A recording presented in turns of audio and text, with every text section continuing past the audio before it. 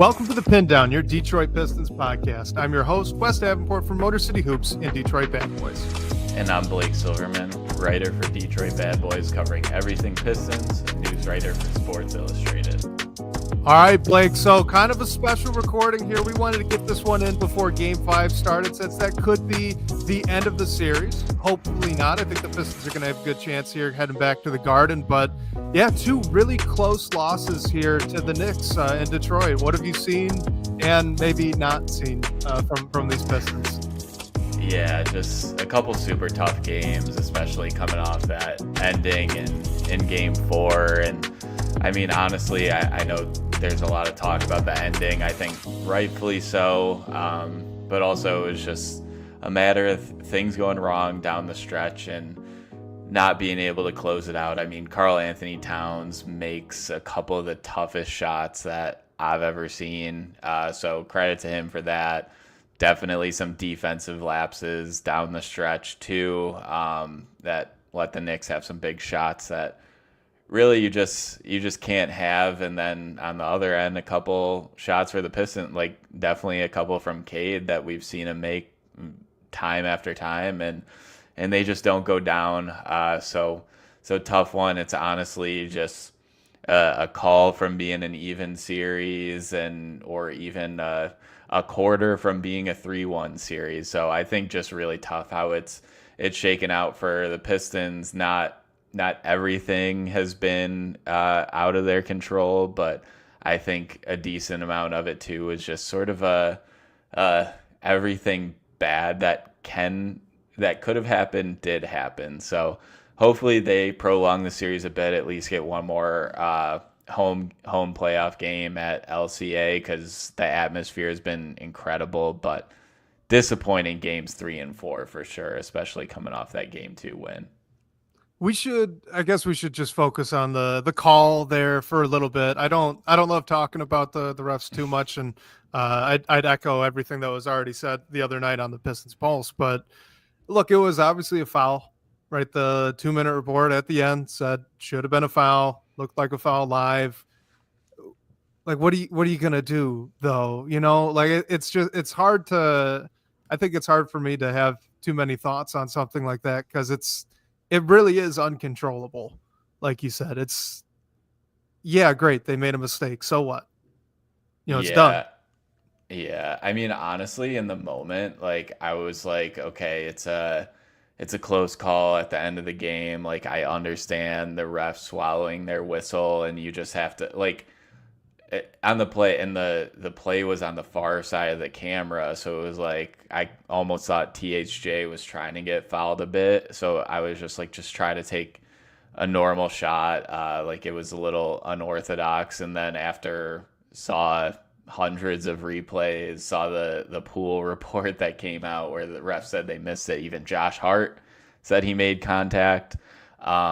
It's just a tough call that literally decide the game, and it just stinks that it is kind of the series. Like you can't expect the Pistons to come back and win this one, dropping games 3 and 4 at home. It's not just that again, but I just thought that was just brutal. Like there's no other way to say it. Yeah, it was. And like, look, honestly, I think Game 4 was probably, if I were JB Bickerstaff or I were on the team, Game 4 would have been the most frustrating loss to me. Yes, in Game 1, you had control of it, right? And then you gave up that big run in the fourth quarter, and that's what loses you the game. At the same time, this is a young team. That was their first playoff minutes. Like something like that was bound to happen, and it did. So you got it out of the way in Game 1. You had a really good Game 2. Game 3, I thought that the final score was a little bit closer than the game actually felt. The Pistons made it a good game there in the fourth quarter, but the Knicks really did control that one for the majority of the game. So yes, the whole half-court violation, whatever, that was one that you feel pretty much like the Knicks kind of earned it. With this one, that Game 4, you held the Knicks to 94 points. You held Jalen Brunson, Karl Anthony Towns, Mikal Bridges, OG Anunoby, and the entire crew to 94 points, and you did not pull out the win in that game. I told you last time we recorded, if I'm the Pistons, I'm afraid of the barn burner games. All right. If this thing gets up to 120, 125 points, I just don't think the Pistons have the ammo to keep up with the firepower that the Knicks have. But if you can keep them in the mud, those are games you have to win. So now we've got two of these. Game one was, I think, was it just like, or no, I think it might have been game two the Pistons got, and it was in the low 100s in point totals. And now game four, low 90s. They have to pull that out, and they didn't. To make it worse, they were up 7 with 7 minutes to go, or up 8 with 7 minutes to go. And yeah, again, you know, you had the call at the end, but I feel like that kind of takes away the focus from they should have won this game. It shouldn't have come down to that. They really should have. Yeah, and I mean, like, do you take? It's tough because after you drop game three, like obviously that makes game four a must win. But like going into that game, do you take? You're down one with 12 seconds left or whatever it is, and your star player gets a clean look to at a shot at one of his spots, that he says, and it just doesn't like. I feel like I take that. There were a ton of times for the Pistons to pull away in this one, and like honestly, Jalen Brunson goes down with that ankle injury at the end of the third quarter that looked a lot worse than it was. He comes back and scores 15 points in the fourth quarter. I definitely didn't expect that. I don't think the Pistons did, but you know, they had a good look at the end to win the game, and I feel like a lot of times you have to take that, and the shot didn't drop, and they were lucky to get a second chance, and they honestly should have won the game with everything the ref said and all that. But yeah, it's just demoralizing, but it also is I guess for the long term a little reassuring that they are, like, every game has been competitive, even if you can look at specific points where they just was lackadaisical, whatever you want to say. Each game has been competitive, and I feel like that's all you can ask for going up against a really good basketball team in the Knicks. I'll say, you know, maybe this is the positive spin on the end of this one, but the last three possessions, Bryce brought this up at the end of the Pistons Pulse. The last three possessions, Cade Cunningham missed mid-range shot, Cade Cunningham turnover, Cade Cunningham missed mid-range shot. Okay, those were the last three for Detroit, and the last one obviously ends actually in Tim Hardaway Jr. Not getting that call there in the corner. But look, Cade is proving he is the dude. He's averaging like 26 points, 9 rebounds, 9 assists in this playoff series so far. He has been absolutely unbelievable. He had 4 blocks in game 4. He was doing it on both ends. He looks the part of an absolute superstar. So you've got a guy like that, and you're telling me that in the closing seconds of a game, I can get him 2 good looks and he misses, and so I lose. Like, I'm okay with that. I'm with you. Like, if you're going to lose, if you're going to lose these games, that's how you want it to go. You want the shot to win it. You want the chance to win it. You want to put it in your superstar's hands. There was no one else. Like, would you have rather had, I don't know, Dennis Schroeder handling the ball when Cade turned it over there on that second to last possession? No, of course not. Right. This is what you want. That's what you want. So we are getting a good preview, I guess, of what Cade's going to be in the playoffs in the future. And they did lose this one the quote unquote right way by putting it in his hands. But, you know, it is still kind of a gut punch there to have it end the way it did. So.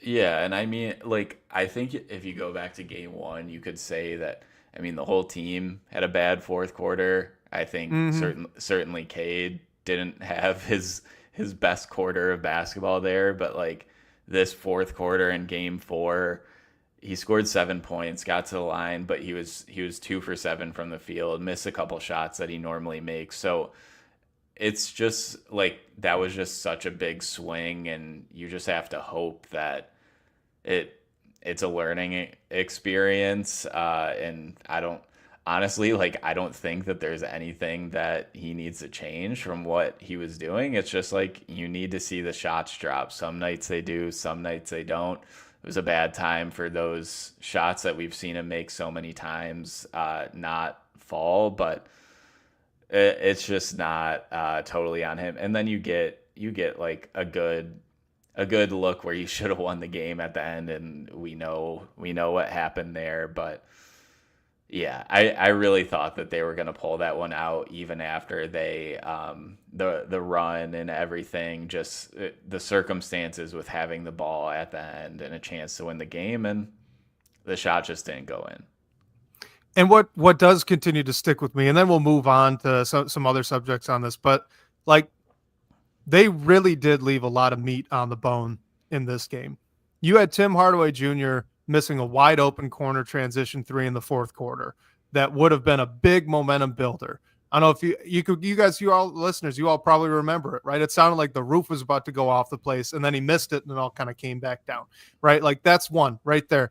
You've got the Dennis Schroeder should have taken the layup, but instead tried to pass it to Tim Hardaway Jr. at the end of the first half. That's another 2 points. Cade Cunningham had a 1 for 2 at the stripe in the fourth quarter. Like there were a lot of these. They shot terribly from three. On good open looks, they shot really bad from three on the game.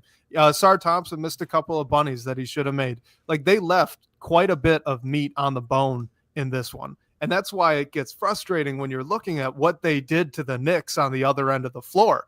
Like, yes, they got off to a slow start. The Knicks kind of, came out of the gates firing, but all of a sudden it really shifted into a defensive focused game. And that's great for Detroit. It allowed them to stay in it. And when you take that lead and you're holding the Knicks down under 100 points in a game, you cannot leave those type of points out on the board. Like you cannot leave the easy ones like that. That's why they lost.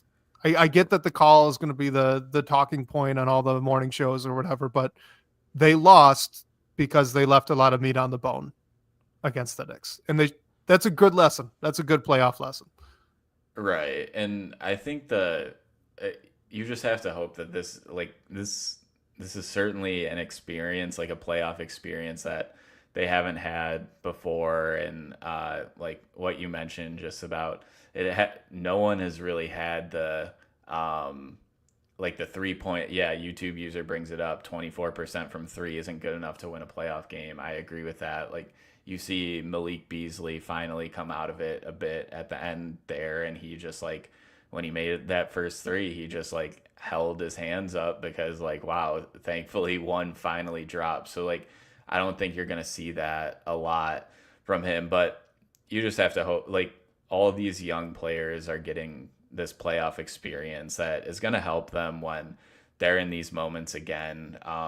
I do think this is interesting. I want your take on this because like I was wondering too what Mimsy brings up here about how you feel about the value of the last 2-minute report. Like personally, I kind of like I get why it's frustrating because the league can admit that there was a missed call or they made a mistake and there's nothing you can do about it.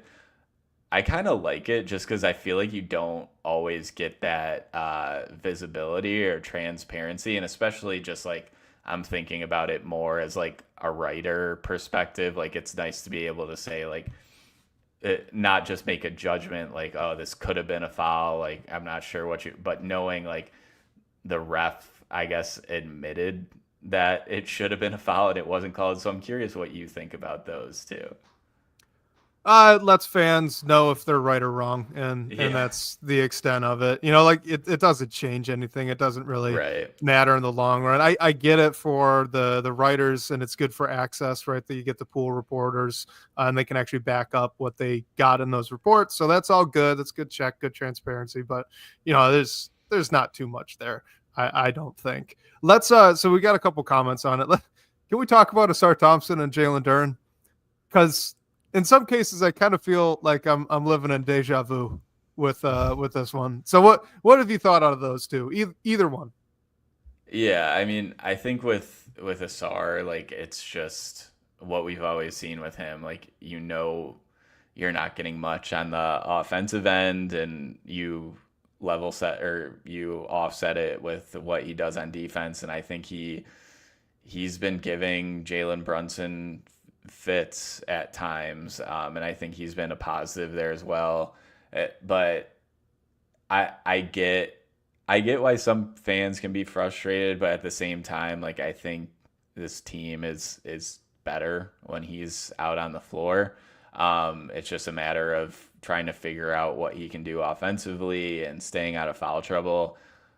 Duren, I don't know. Like it's been more going back to some of the, I guess, comments or constructive criticisms we've talked about with his game for a long time. Like just being a bit ball watchy at times. Like there was one down the stretch where I think Brunson had the ball and then Duren was leaking that way. Paint.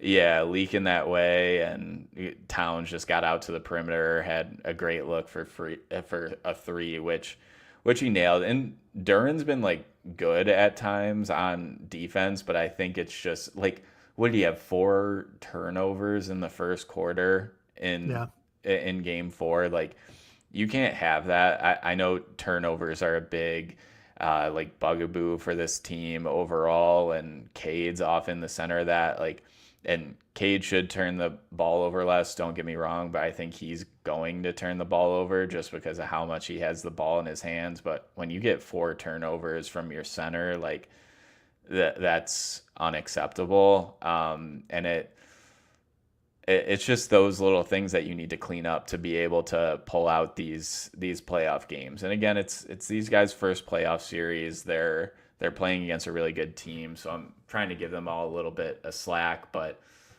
there were some buckets, specifically with Karl Anthony Towns, that shouldn't have been as clean as they were.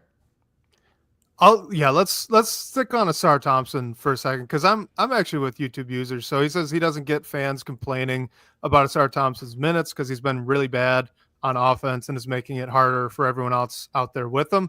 And then QT as well. He says those two, Asar and Duren, give everyone else on the offensive end less room to shoot and drive. So both of those things are true. We're really seeing the spacing issue come back with both of them. But with Asar Thompson specifically, it's not just that, like, oh, sure, he's always been less of an impact player on offense and his positive end has been the defense. That's obviously true at face value, but he's shooting 44% from the floor. That's, I think, about 12% less, percentage points less than what he did during the regular season. Like, he has been a black hole offensively in a way that I don't think we've really seen out of him this year. And credit goes to the Knicks for that. They've done a fantastic job taking away the Pistons' transition opportunities, which is where Asar really thrived now down on the back end of the regular season, right? Like, so much focus is getting put on Asar Thompson as a secondary ball handler, but where that was really showing up a bunch during the regular season was in transition, where Asar would get a rebound, grab, and go, right? And then he'd make a play out in space. It wasn't as much in the half court. Well, the Knicks are forcing him to be a half court basketball player, and we are seeing how much he struggles with that when he's also paired with a non-shooter, right? Because I think that a lot of this in principle does go away if you have Isaiah Stewart, for example, and now they can't just sag off of 2 guys entirely. Now it's both, or at least now instead of, it being both, now you can only sag off of Asar Thompson. So I want to read this off to you, because I was doing this in preparation for the podcast today. So Asar Thompson checked into the second quarter with about 8 minutes to go. Pistons were down 11 points. Jalen Duren checked out with about 3 minutes to go. So they were both in during that 5-minute stretch in the second quarter. The Pistons were then down 13. Okay, so you've got that late second quarter run to get into halftime. Happens without Jalen Duren on the floor, but only with Asar Thompson on the floor. All right, then Asar Thompson gets subbed out of the game with about 6 minutes to go in the third quarter, right? We're tied, 55-55. Duren gets subbed out of the game with 3 minutes to go in the third quarter, so only 3 minutes after that, right? They're still tied, 61-61. When Duren checks back in to start the fourth quarter, the Pistons are up 7. So that third quarter run happened without both of them. Neither of them were in during the end of that third quarter, right? So then, okay, you want to look at the fourth quarter. right? Sar Thompson subs in with about 10 minutes to go, 74-64. Pistons are up 10. When he subs out 3 minutes later, they're up 8. Like, they are not extending or doing runs, making these major runs in these games with the combo of those two on the court. It's either one or the other, or at least it was in game 4. Like, I don't get the complaint that, well, in the fourth quarter, they took out their best defender and that's why they lost the game. Like, they made big time runs in the third quarter without him in. Like, as a reason they made the run primarily was when they went small and they got the energy injection from Paul Reed and they had both shooters out there on the floor with Dennis Schroeder and Cade Cunningham. Like, that's why they made that run. That's why they extended the lead. In the end of the second quarter, they did it without Jalen Duren. They went small. Like, that's why they got back into the game. It was Tobias Harris down low. It wasn't Jalen Duren. I don't quite understand the I guess the talking point at this point. I just don't get it. Yeah, and I think when you look at, like, just looking at the fourth quarter in game 4, like, Asar only played 3 minutes in the fourth quarter, and where did those minutes go? Mainly Dennis Schroeder off the bench. Malik Beasley also played 7 minutes in the fourth quarter, and THJ was out there for a lot of it too. So, like, I think when you get to the stretch of games when the offense is kind of stalling a bit and the Knicks are making a run, like, you need to have players out there that are capable of making shots, and, like, that's sort of what we saw JB Bickerstaff do, especially in the fourth quarter yesterday. And, like, to his credit, I think, like, Dennis Schroeder has been so good at times. Like, he's kind of played his way into that, like, crunch time rotation, and then when Malik Beasley makes a couple threes in the third quarter, like, you're going to keep him in for his shot making ability, and we've seen him compete a bit more than we thought he would on defense. Obviously not at the level of, like, Asar Thompson or anything like that, but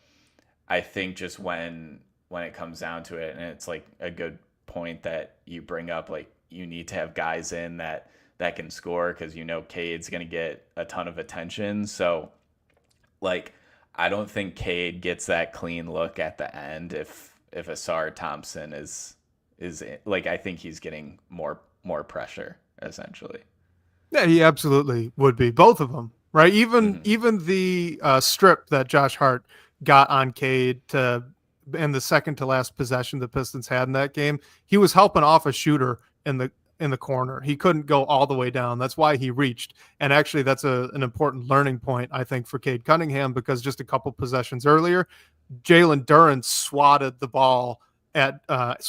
the ball when Jalen Brunson was driving, making a very similar drive to the hoop, but Brunson held on to it and Cade did not. So there's something to keep in mind if you're Cade Cunningham. I think just little things to improve. Obviously, he's been incredible, so that's nitpicking. But regardless, I don't know. It's just one of those weird things to me where it feels like the conversation is JB needs to play Asar Thompson more because he's a good defender, and then he needs to play Jalen Duren more because Duren's your good rebounder, and they need to, like, end possessions somehow. So you need the rebounder out there. But neither of those things is really playing out so far through these 4 games. You're seeing Asar Thompson, really good defender, but he's been so bad offensively and just, like, missing bunnies that he usually makes too. So it's not 100% structural. He's also just missing. So maybe the bright lights are getting to him. I don't know, but you've got that going on where you just sometimes can't have him on the floor. The offense stalls. And then with Duren, he's not even the leading defensive rebounder on the team. Guess who it is? Is it Tobias Harris? No, it's Cade Cunningham. He's the leading defensive rebounder through the playoffs. Well, who's second? You want to guess who's second? It's not Tobias. It is Tobias. It's not Jalen Duren. Yeah, that's like, he's not the leading defensive rebounder either. So, like, both of these, it doesn't make all that much sense to me. But look, let's look forward. Let's look forward. All right. What do they need to do here in Game 5? Right, you got to find a way to slow down Karl Anthony Towns. What else? What could they do? I mean, so do you think, like, is Isaiah Stewart done? do you think? I'm holding out hope. Yeah. Yeah. I like the fact that he's missed all these, like, I thought it was going to be a one game thing. But I think if you, and Paul Reed's done a great job when you don't have Stewart, but I think it is like a huge miss that you don't have Isaiah Stewart in these games. But I think, like, honestly, my short and easy answer is you need a vintage Cade Cunningham game in Madison Square Garden to win this one. And like you said earlier, it's been more the game that they won and the game that they should have won. Do say whatever you want about game one, but it's when they held the Knicks to 100 points. So just making those looks like as hard as possible. And I think with Brunson in game four, it was just so weird because he has that injury. You don't know if he's going to come back or not. But then he does come back and he explodes for 15 points in the fourth quarter. I don't think that is going to happen again. I mean, Brunson's an incredible player, so he might just, no matter what the injury things that are going on. But in game four, Cat is 5 for 7 from three. Brunson's 4 for 7. Even Josh Hart's 3 for 5. Like, and this isn't a good 3-point shooting team. Like, I think you just need to limit Cat's looks on the perimeter. Like, he made a couple incredibly tough shots, which he's capable of because he's a great player, but you just have to limit that. And I think a lot of times like, I know Tobias has been on him a lot, but some of it has been Duren too. So I think just like limiting those where possible, and then you just need your superstar to have an incredible game to extend this series, I think. I agree. It's kind of a bummer position to be in a little bit as a podcast host, because like when you're looking at this series, it really is the Knicks are much more talented. They've got many more avenues that they could take to try and win a basketball game than the Pistons do. And that's just a product of the rosters that they have, right? Like, we can't sit here and say, okay, JB needs to do X, Y, and Z, and then that's what they're going to do to win the game. Or we need to see X, Y, and Z out of, I don't know, like Schroeder or Harris or Duren, right? It's more just they need Cade to continue being a superhero. He's already averaging 26, 9, and 9. So keep that up, right? Maybe even exceed that, go out and just win the game on your own. Or if they could do what they did here in game 4 and just keep the Knicks in the mud. Like, I don't want the end of the game and the fourth quarter to totally overshadow the fact that they held the New York Knicks to 94 points. Mm-hmm. Like, that's unbelievable defensively. We're talking about they should have played Asar Thompson more because their defense needed to be better. They held the New York Knicks to 94 points. This is one of the best, most efficient offenses in the NBA. They held them to 94 points with Asar Thompson playing 22 minutes, which I think is right around his average for the playoffs as well. And actually, I think the regular season. But regardless, like, they had a great defensive game after that first quarter. Do that again, right? Make that bankable. Go into Madison Square Garden, try to put your foot down after getting screwed on a late call. Like, go send a message, play for the chance to send it back to LCA and get another home game, right? And just see what happens from there. I honestly still think they've got a good chance here to win the next game, to win game 5. If they come out and Cade looks like he did in games 2 and 4 specifically, and the defense shows up like it has for the majority of this series, then they're going to have a chance. It's just the Knicks have a bunch of counter punches that the Pistons don't. Yeah, I think we can talk about the 3-point shooting too a little bit. Like, not the series that anyone hoped for from Malik Beasley, and THJ has sort of been off and on a bit and made a ton of big shots too. But like Cade didn't make a 3 in game 4. I think I wonder if he's getting tired. Like, honest to God, he's played 3 or 4 games straight of about 40 minutes. I know they've got more rest in between, but that's the first time in his career he's done that. Yeah, I mean he played 40, let's just call it 43 minutes, which is like the most of anyone besides Michael Bridges, and like we're talking about the New York Knicks here. Yeah. We know how many minutes. And they needed every second of that too. When he sat down in the fourth quarter, it immediately got dicey.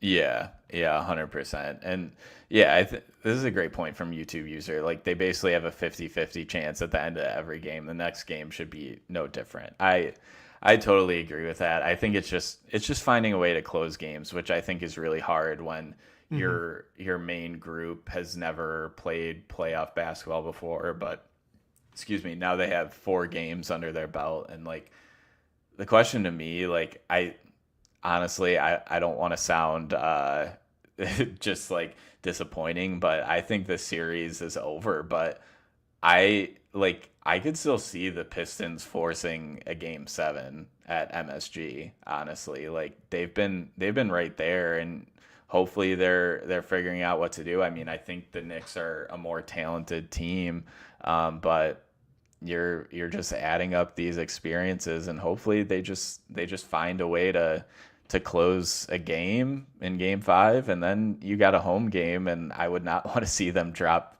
3 games at home in a first round series. This young team has learned really fast all year, right? They have responded to adversity all year. Look how they responded after game 1, right? We were all pretty nervous that the Knicks maybe found some sort of kryptonite or chink in the armor in that fourth quarter. Well, the Pistons come out and they, for the most part, control game 2 and kind of win it in the last seconds on a Schroeder big 3-point shot, right? Like, awesome. That's a great response to what happened in game 1. Well, what happened in game 3, the Knicks kind of come out, they more or less controlled that game start to finish, even though the Pistons made it close. And then they responded in game 4 by shutting down the Knicks offense really well. Like their defense kept them in that game for 2 quarters of basketball when they just were not there offensively. That's a great response. Right, the fact that they got up to about I think they had at one point a 13-point lead in the third quarter. Great response. Like this has been fantastic basketball to watch, even though the Pistons have not won all of these games. Right, they've been in it. It's been competitive. It's been fun. The only thing, I think actually someone mentioned this in the chat. Whoever mentioned this, throw it back up in the chat so we can pull your name up. But the one thing I do want to see would be, you've already got Tobias Harris guarding Karl Anthony Towns. If the Knicks aren't going with that 2 big lineup, why not just stick another shooter in there instead of Duren, right? Mm-hmm. Have Asar basically play the 4 and Harris play the 5. Lean into going small. See if maybe you could run with some of that. Oh yeah, YouTube user, there it is. Yeah, so YouTube user mentioned this before. I want to see it as well. Let's get some lineups with maybe Cade, Schroeder, Beasley, Asar, and Harris, and just see what happens. Right, you can switch Asar Thompson over to OG maybe, and have Cade guard Bridges, hide Tim Hardaway Jr. on, Malik Beasley on Josh Hart, and then have Schroeder continue to do the great job he's been doing all series against Jalen Brunson. Like I would like to see that. That's the one X's and O's thing I think could work. Of course, Tibbs might just throw Robinson in there, at which case, all right, get Duren back in. Yeah, and I mean, your season's on the line, so why not try something? Yeah, throw out all the stops, give it a shot. Yeah, I think I think they can win game 5. I don't want to say I'm expecting them to, but like they're not just, this isn't a team that's just gonna mail it in now that they're down 3-1. No, they're not gonna roll over. And especially with how the last game ended, and THJ has the presser he does. I know Malik Beasley posted something like, obviously not how you want to end a game in an official's hands, but I think it is motivation to not have the gentleman's sweep, as they call it. Yeah. Well, I mean, what were the predictions? Almost everybody before this started was saying Knicks in 6, Knicks in 7. Had some Pistons fans saying Pistons in 6. no, that's not happening. So now maybe Pistons in 7. But look, they're on pace. I think they can win this next game here, game 5. I think they're going to be motivated to do so. And you talk about opportunities, right, for a young team that needs to learn how to win in the playoffs. Well, how about the chance to go make a statement in the Garden on national television that the last game wasn't a fluke, and now we're not even going to put it in the ref's hands. Like, how about going out, getting that double-digit lead, and just holding it, which we've seen them do in the regular season against this Knicks team. I don't know if I expect it, but what an opportunity to go send a message and then have the series come back to LCA. That's storybook. That could be awesome. So that's what I'm rooting for. Well, I hope that's the case for Pistons fans, because these games, I mean, it's been this way all season with the games that this team plays, but all these playoff games, man, I hope everyone's heart is doing okay through all these crazy finishes. Agreed. You want to give a final prediction here? Oh man, I think the Pistons are gonna win Game 5. And I don't know. I think they might be getting tired a little bit. So I think, although I can see them forcing 7 right now, I think I'm kind of in the Knicks in 6 boat. How about you? I think they do. I agree. I think they're going to win Game 5. I think you're going to see that superstar performance from Cade. He's just going to take it to another level than he's already been at, which is going to be really fun to watch. So that's my prediction. I'm excited to watch that. And then, you know what? I'll be different. Give me the young legs here. Young legs beat out the old guys in Game 6, and then you get Knicks in 7. Why not? Okay. You know what? I just want the chance to record another playoff basketball podcast before we have to start talking offseason stuff, Blake. That's all I want. Yeah. Well, if you were gonna say Knicks in 6 too, I would have switched to Knicks in 7 just so we were a little different. But I think that's the most two of the most likely outcomes. Like, unfortunately, I think the series is all but over, but I don't think this team is going to go down without a fight. No, I agree. Well, all right, guys, we're going to get out of here. Thank you for tuning in here on a special recording of the Pindown. We usually don't do this. We didn't even do too much with questions, but the draft. Get out of here. MC 313. No way, no draft. But we appreciate you guys all for tuning in. Go Pistons, and let's force a Game 6. Yeah, well, shout out to you guys for joining on the fly. This was fun. We have a ton to talk about, so we'll be back. Timing dependent on how the rest of the series goes, but we got a ton to talk about. And a reminder, everyone can call our phone line if you want to leave a voicemail, ask a question, hear your voice on the show. The number for that is 313-355-2717. And special thanks to our guy Sean Corp, the managing editor for Detroit Bad Boys, for supporting the show. Shout out to you guys for the great comments and questions and talking points today. We'll catch you next week, whether on your commute or live with us on YouTube. We can't wait to talk more Detroit basketball with you all.